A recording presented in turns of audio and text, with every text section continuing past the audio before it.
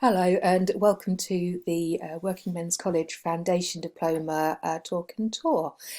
This is obviously something we would normally do actually in person. We'd invite you into the college and tell you a little bit about the course and then show you around. But as we're closed at the moment, we thought we'd take the opportunity to put this information online. So if you want to find out about the Foundation Diploma, this is the place to start. So I'm going to go through the presentation that normally I do at the start of these kind of events and tell you a little bit about the course. And then we're going to have a tour. It's a bit of a virtual tour. It basically was me running around the college the day before we had to shut down, videoing the rooms that the foundation takes place in, but hopefully that'll be useful to you. And then we will talk a little bit about how you can apply for the course. So you might want to skip through the video a little bit. You might want to watch it all the way through. I'll have my email address at the end. If you have any questions, please do let me know. So to start with, the Foundation Diploma in Art and Design, which is the same qualification that you'll get at lots of different colleges, but they're always delivered slightly differently. The Foundation Diploma in Art and Design itself, there are three main things that you'll get from that qualification. The first thing is it's a way into the creative industries. I think often people can talk about art and design as maybe something you can't necessarily get a job in, and while there aren't necessarily lots of people who have the job title artist or employed as an artist, or there are plenty. There are loads of different jobs and pathways available into the creative industries, which will be an opportunity to utilise the skills that you develop on a foundation course. It's one of the biggest growing areas in the UK. It's worth over £84 billion to the UK economy. Foundation is also a way to gain transferable skills for any industry. Skills like problem solving, critical thinking, creativity, people management, coordinating with others, emotional intelligence. These are all in the top 10 skills that employers say that they're looking for employees in any area. And actually these are skills that we know are developed through the Foundation programme. And the last thing you get from the foundation is a way to gain skills for lifelong well-being. There was a recent big study done by the government, the Creative Health, the Arts for Health and Wellbeing, which took a lot of studies and put the data all together and discovered that something I think we all knew, that having creative practice or having creative skills in your life is something that can really help you for lifelong well-being rather than just necessarily your career. So lots of people do the foundation and don't necessarily take it on into a career, but find it hugely beneficial to them anyway. So the Foundation Diploma itself comes in 3 stages, and broadly speaking that maps to the 3 terms of the year that it takes. It's not exactly every term because we finished the first stage a little bit before Christmas, we finished the second stage a little bit before Easter, but broadly speaking it's across the terms. And the 3 different stages are diagnostic, developmental and confirmatory. And those 3 stages will be the same across any foundation diploma. The first stage is diagnostic. That's about finding out what it is that you want to do, what you want to do more of, and in order to do that we get you to try loads and loads of different things. Then into the developmental stage where you work in your specialism and you're going more in depth into that specialism, researching into all the possibilities and all the different skills, techniques, processes within that specialism. And both of those first 2 stages are graded just as a pass or a not pass. And the reason we do that is it enables you to make mistakes. It enables you to go down a blind alley. It enables you to do things that don't necessarily work, because the foundation's about exploring and trying things out and potentially getting things wrong so that you can then get them right. And then the final stage of the course is confirmatory, and that's the last third of the course, which we generally call the final major project or the FMP. And that's an opportunity to show off everything that you've learned in the first 2 stages. And that's when you can gain the grade that you then get at the end of the foundation of a pass, merit or distinction. So the first stage of the course, we run in the first 6 weeks of the course, and it's called the carousel. And it's an opportunity for you to try out loads and loads of different things within the course. We do a lot of drawing really being the fundamental kind of bedrock of any art and design practice. But we're talking about drawing in terms of drawing being recording information using material. So looking at the widest possible definition of what drawing might mean.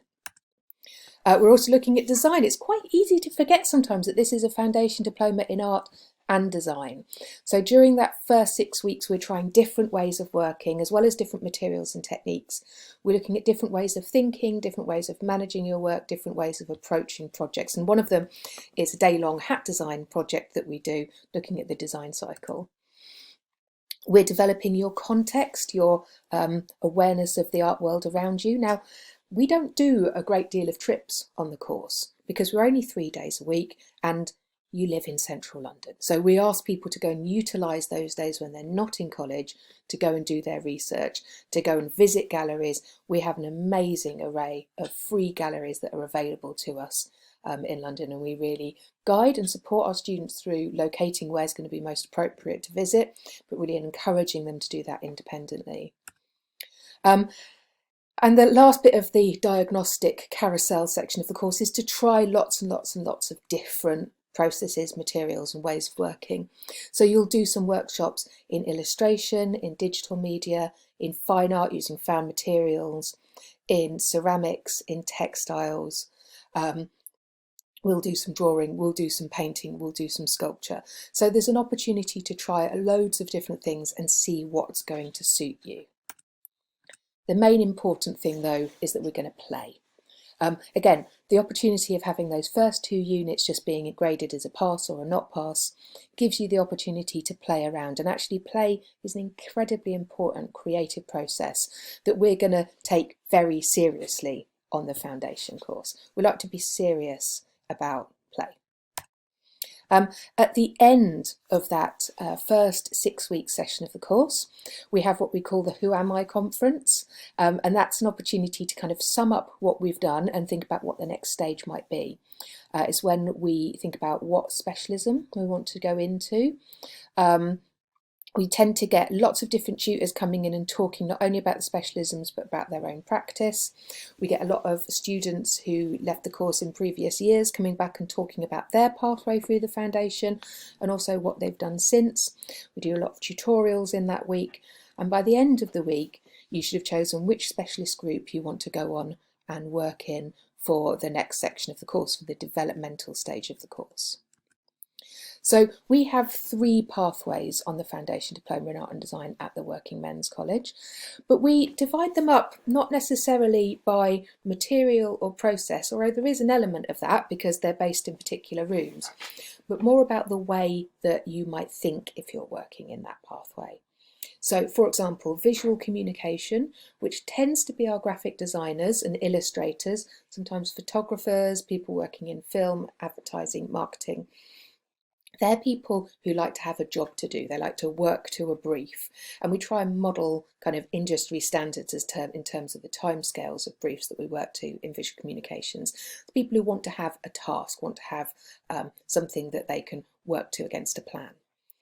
Applied arts tends to be people who particularly love a particular kind of material or process. So that tends to be people who are working in jewellery, fashion, textiles, print, ceramics, paper making, model making, architecture, costume, where really the process and the making is the thing that's really important.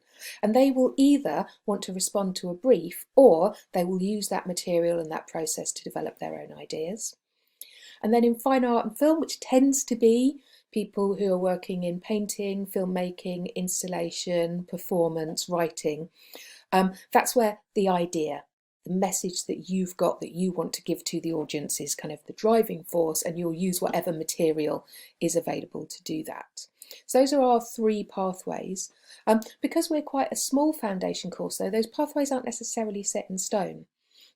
So if you're in visual communication but you want to use a sewing machine to make one of your illustrations, you can go and see the fashion tutor. If you're working in applied arts but you've started making large-scale sculptures out of ceramics, you might want to go and have a chat with the fine art tutor or maybe take part in one of those tutorials. Because our groups are only around 10 to 15 people in a group, we do have that flexibility, and because of the diagnostic carousel stage at the beginning of the course, you will know all of the tutors, you'll know everybody in the course, you'll know all of the rooms and all of the equipment. So we can be quite flexible about which groups that you're in. So, that's the kind of leading focus of each of those groups. So fine art, often people just think of fine art as painting and drawing. That's often the term that's used for it through A levels, but this is a couple of examples of students' work who arrived with us as painters at the beginning of the course, but by the end of the course were making very large scale painted sculptures. Someone who did some art writing as part of their course, and also some film work that some of our students had produced, one very much around installation, one very much around performance.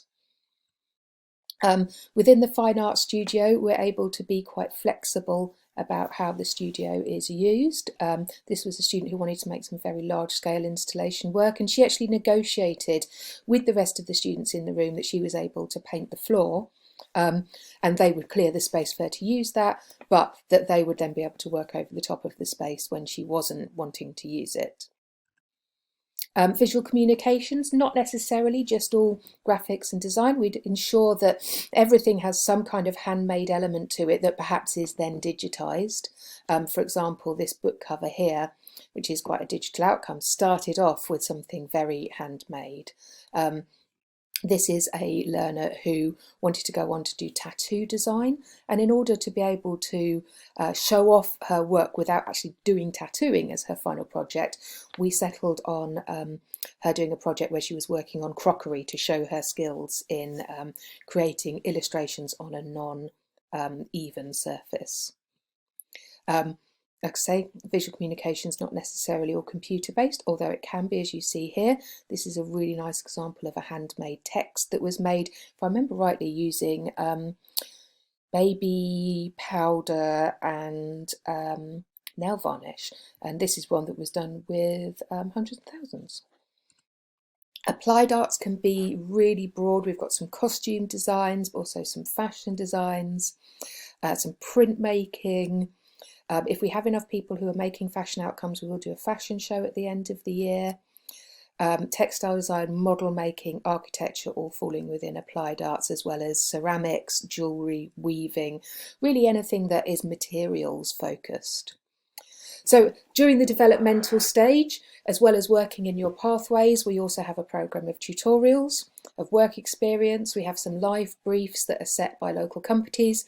We encourage you to enter a lot of competitions that we get, both within college and external. There's a number of college exhibitions you can be involved in. There's additional learning support available within the college, and also some bursaries that you can apply for. And then the final bit of the course is the final major project. And this is when you have the opportunity to set your own brief. And at the end of that project, which is around 10 weeks long, you get graded as a pass, merit, or distinction. And then we put a big show up, and we have an exhibition and a private view and a big celebration of what we've done during the year. So here's a couple of quotes from students who've been with us in the last couple of years. I'll let you pause on this to read through them if you want to, but I think one of the things that we really can sell ourselves on, if you like, is the experience that our students have, and they all give us some fantastic feedback. We get great kind of word of mouth from people. Some of our ex-students have gone on to do fantastically well. Hannah Black, someone we're very proud of, who was one of the top 10 artists at Frieze in 2017. And if you'd like to apply, you just need to contact us at artschool@wmcollege.ac.uk or download the application form that's on our website. And our interviews this year will be online. So what we'll do now is take you on a little tour around the building. Please do be patient. I'm afraid I literally ran around with an iPad filming what I could see on the last day of college. So it's not the most lively room. Normally there's a lot more people in studios, but it gives you a bit of an idea of where the course will take place. So once we've done that little tour, we'll come back here and I'll tell you a little bit more information about how you can go on to apply.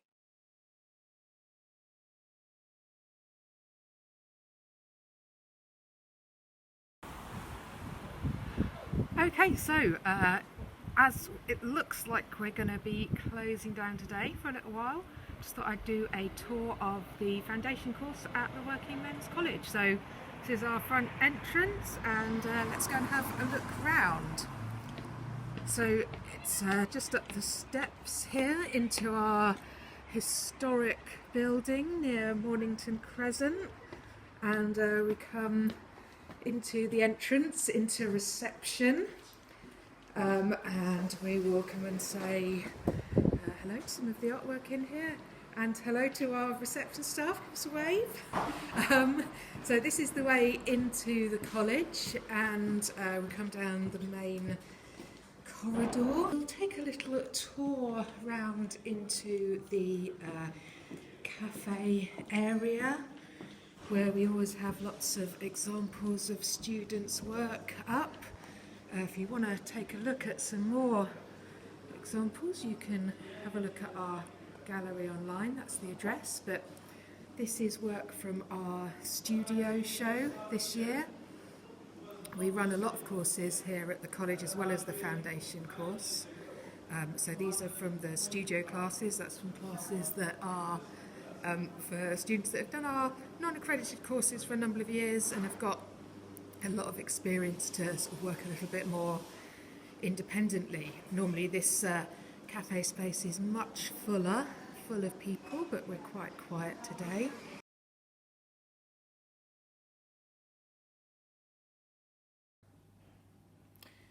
So this is our visual arts classroom. You see we've got a bank of Macs and a colour printer available. Big space to display work, a printing press, lots of tables and a sink and everything in here. Like most of our rooms, this is multiple use, so other classes do use this, but we've got it Monday, Tuesday, Wednesday all day. Lots of student work up on the walls. You can see more of that on our blog online as well. So that's the visual communications room.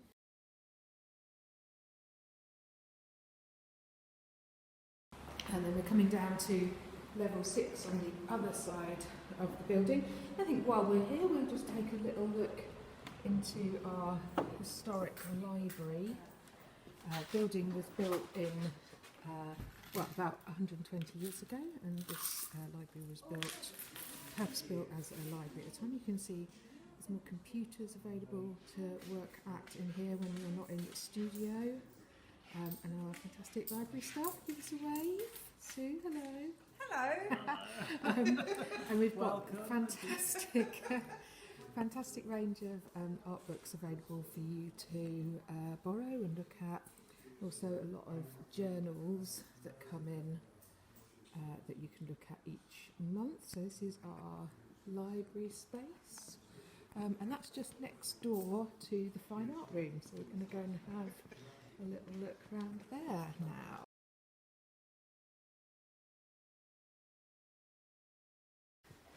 So it is a very historic building. It's 120 years old, and this is one of our big purpose-built art rooms. So this is what's called the Ruskin Room. And it's a large-scale art room. It's used by the Fine Art Group Monday, Tuesday, Wednesday. And a lot of students are kind of building installations in this room or working on the walls. We've got sink area, large-scale painting that's happening. This is a little den that someone built at the beginning of the year, and it's actually been kept in situ. It's a really nice kind of dark space and plants for people to draw.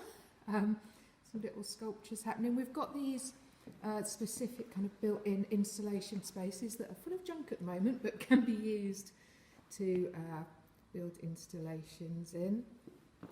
Some more kind of large-scale painting things happening. Some more little sculptures and another. It's quite an interesting kind of installation happening in this room at the moment. So big old airy windows in this room, really nice high space, and when we've got upstairs what we call the mezzanine, which is space with another load of Macs and PCs and a printer up there, and that's a space that students use if they want to kind of focus or they want somewhere that's a bit cleaner and tidier, kind of a bit of an office space that's available to them.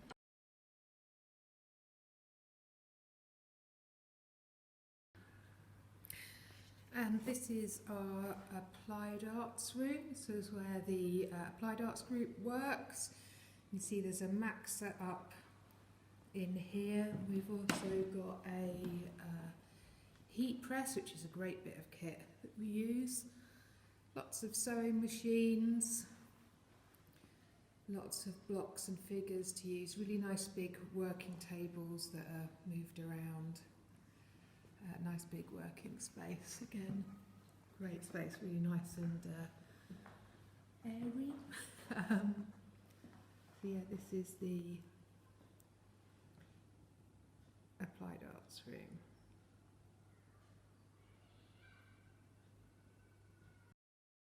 Okay, so that's the tour around the building. If you want to apply, like I said, interviews will be online now. So you'll be asked to send in a digital portfolio.